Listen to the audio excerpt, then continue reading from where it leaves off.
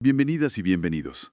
Hoy vamos a explorar una figura que todos conocemos, Galileo Galilei, pero desde una perspectiva un poco distinta.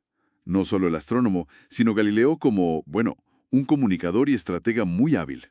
Nos basamos en algunos textos, como se pegó el texto. Sí, es un ángulo súper interesante, porque, a ver, pensemos en el contexto. Siglo XVII, plena contrarreforma, la Iglesia Católica pues rechazaba totalmente la idea del heliocentrismo. Era un ambiente, digamos, muy adverso. Exacto. Y la pregunta es, ¿cómo le hizo Galileo en ese entorno tan complicado para no solo tener sus ideas, sino para intentar, pues, difundirlas y defenderlas? Claro, no era nada fácil, implicaba mucho más que solo ciencia. Fue casi una campaña de comunicación muy pensada. Justo. Y eso es lo que queremos analizar hoy. Ver cuáles fueron sus tácticas, ¿no? Sus escritos, cómo manejaba los debates, su relación con los mecenas, esas maniobras casi políticas. Queremos entender cómo adaptaba su mensaje y por qué esa habilidad fue, bueno, tan importante como sus descubrimientos con el telescopio. Una de sus herramientas más fuertes fue, sin duda, la escritura. Pero fíjate, no de la forma tradicional académica.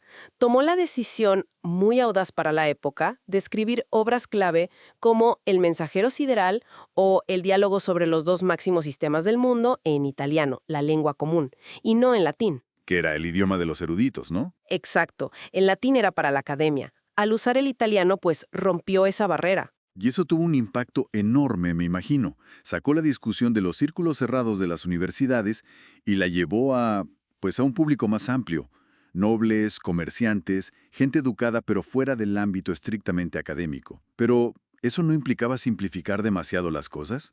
¿O era parte de la estrategia? Yo creo que era más bien lo segundo, parte de la estrategia. No se trataba solo del idioma, ¿eh? Su estilo de escritura, su prosa era muy vívida, buscaba persuadir, usaba mucho la ironía, a veces hasta la sátira, para, digamos, criticar sutilmente a sus oponentes, los filósofos escolásticos aferrados a Aristóteles, sin una confrontación tan directa que lo pusiera en peligro inmediato. Una forma inteligente de debatir sin quemarse demasiado pronto. Justo, era elegante y a la vez ridiculizaba un poco esa resistencia al cambio. Y además de escribir, se volvió casi una celebridad, ¿no? Con esas demostraciones públicas del telescopio en Venecia, en Florencia, debió ser todo un espectáculo. Totalmente.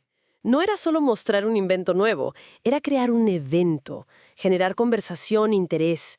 Buscaba, claro, captar la atención y sobre todo persuadir a figuras influyentes, a posibles protectores y aliados. Y en los debates usaba la evidencia. Precisamente, se enfrentaba a los defensores de las ideas antiguas, pero su carta fuerte era la evidencia empírica. Era como decir, miren por el telescopio ustedes mismos. Iba contra argumentos basados solo en la autoridad o en textos antiguos. Una apuesta, arriesgada, pero muy potente. Hablando de apuestas y estrategias, lo que hizo con los Medici es brillante. Dedicar el mensajero sideral a Cosme II de Medici, el gran duque de Toscana. Y, todavía más astuto, nombrar las lunas de Júpiter que descubrió como las estrellas mediceas. Eso es saber moverse en la corte.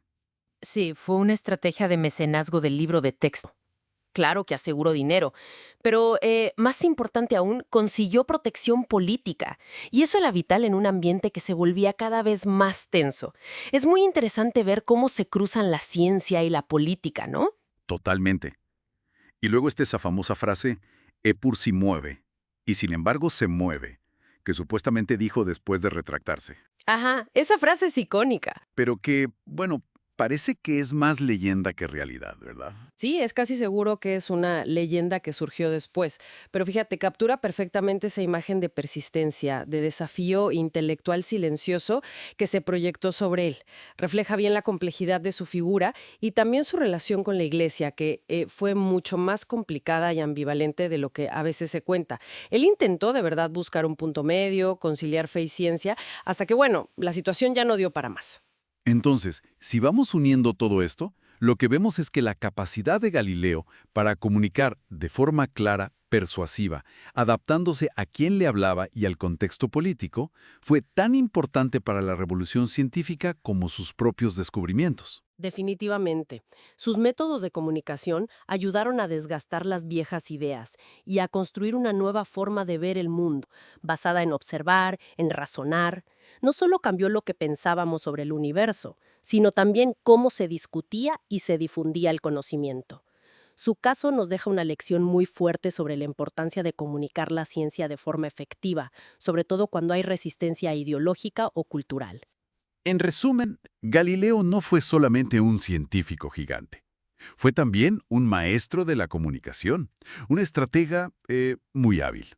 Y su legado no está solo en qué descubrió, sino en cómo luchó por esas ideas en un mundo que no siempre estaba listo para escucharlas. Y eso, pues, nos deja pensando, ¿no? ¿Qué lecciones nos da la experiencia de Galileo hoy en día? En esta era que vivimos llena de información, pero también de desinformación, de polarización, ¿qué tan vital sigue siendo encontrar maneras claras, persuasivas, pero también responsables de comunicar el conocimiento, la ciencia, para fomentar no solo que la gente entienda, sino que desarrolle un pensamiento crítico? Es una pregunta que sigue muy vigente.